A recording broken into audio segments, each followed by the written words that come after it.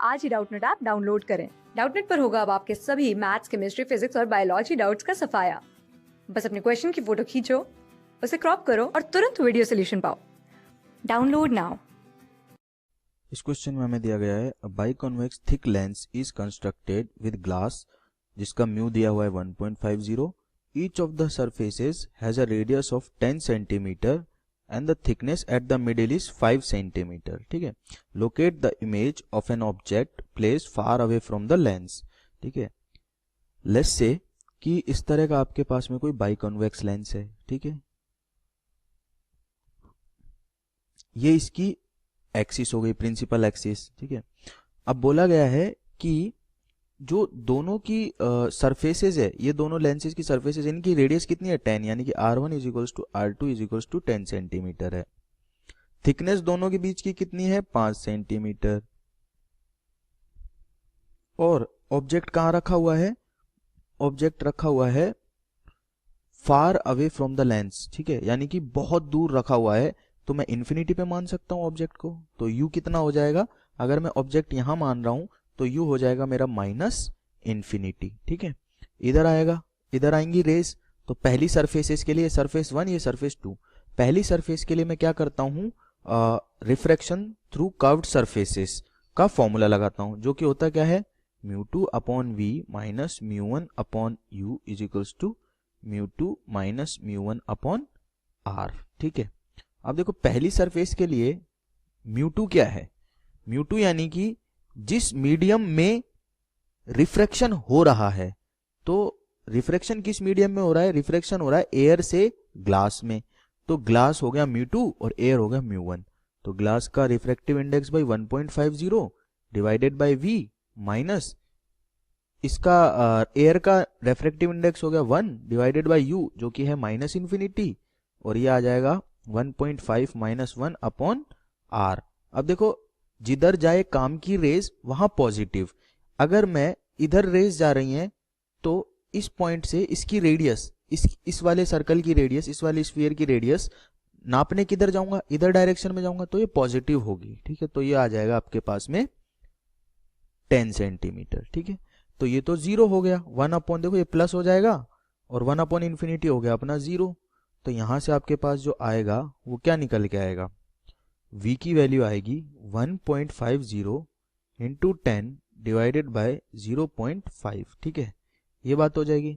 अब ये 3 बार cancel out हो जाएगा, तो 30 सेंटीमीटर आ गई v की वैल्यू, 30 सेंटीमीटर, यानी कि पॉजिटिव आ रही है। पहली बात तो ये, पॉजिटिव आने का मतलब क्या है कि इसके पोल से यहां कहीं 30 सेंटीमीटर पे पहली इमेज बन रही है। ठीक है, इस यहां से 30 सेंटीमीटर पे पहली इमेज बन रही है। ठीक है, अब 30 सेंटीमीटर पे बन गई पहली इमेज। अब ये दूसरे वाले कर्व्ड सरफेस के लिए ये इमेज क्या हो गई, ऑब्जेक्ट हो गई।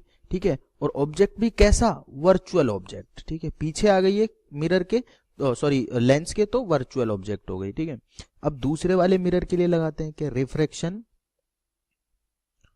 Through curved surfaces for surface 2।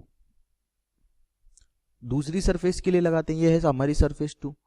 ठीक है, ये डायग्राम में आप देख सकते हैं, ये है सरफेस 2। तो इसके लिए भी लिखूंगा मैं μ2 upon v minus μ1 upon u is equals to μ2 minus μ1 upon r। ठीक है, अब देखो जब ये रेज ऐसे आ रही हैं, ठीक है, यहां से आ रही हैं, ठीक है, तो पहली सरफेस से हो गया रिफ्रैक्शन, इमेज यहां बनी, ये दूसरी सरफेस के लिए ऑब्जेक्ट हो गई। ठीक है, तो अभी यहां से जो रिफ्रैक्शन होगा उसके लिए μ2 क्या हो गया, एयर हो गया, क्योंकि जो असलियत में ये रेज हैं ये क्या कर रही हैं, ये ग्लास से फाइनली किस में जा रही हैं, एयर में जा रही हैं, एयर से ग्लास में, फिर ग्लास से एयर में। तो पहले वाले के लिए μ2 होगा ग्लास, दूसरे वाले के μ2 होगा एयर।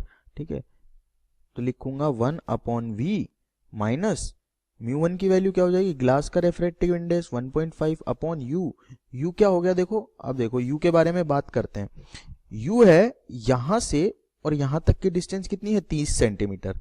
मैं तो इस वाले लेंस के लिए बात कर रहा हूं, इस वाली सरफेस के लिए बात कर रहा हूं ना, तो इस सरफेस के पोल से दूरियां नापूंगा, सारी दूरियां यहीं से मेजर होंगी। अब ये डिस्टेंस है कितनी, 5 दे रखा है क्वेश्चन में, 5 सेंटीमीटर दोनों कर्व्ड सरफेस के बीच की डिस्टेंस। अगर ये 5 सेंटीमीटर है और ये पूरी 30 सेंटीमीटर है तो बच कितनी गई है, 25 सेंटीमीटर।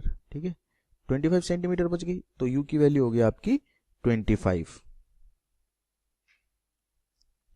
अब μ2 माइनस v1 यानी कि 1 माइनस 1.5 डिवाइडेड बाई r। अब देखो r क्या होगा, r मेजर करने के लिए मुझे कहाँ जाना पड़ेगा, इसकी r मेजर करने के लिए पोल से इधर जाना पड़ेगा, जबकि रेज तो इधर जा रही हैं तो मुझे नेगेटिव डायरेक्शन में जाना पड़ेगा, तो -10 हो जाएगी। ठीक है, तो होगी -10। अब यहां से हम सॉल्व कर लेते हैं, 1/v माइनस, इसको कर लेते हैं कैंसल आउट, 0.3 और 5 आ जाएगा ऊपर। ठीक है, तो यहाँ लिखते हैं 0.3/5 इज इक्वल्स टू, यहाँ लिखेंगे -0.5/-10।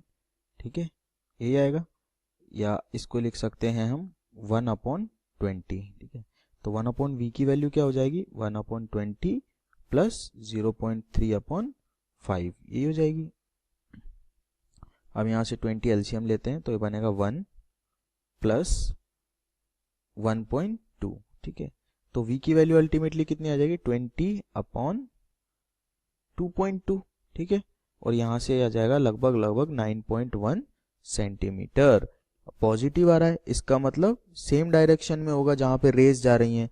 इसका मतलब इस वाले एंड से, यानी कि इस वाले पोल से 9.1 सेंटीमीटर दूरी पे फाइनल इमेज बनेगी। क्लास 6 से 12 से लेके नीट, IIT, जेईई मेंस और एडवांस के लेवल तक 10 मिलियन से ज्यादा स्टूडेंट्स का भरोसा। आज ही डाउनलोड करें डाउटनेट ऐप या व्हाट्सएप कीजिए अपने डाउट्स 8400 400 400 पर।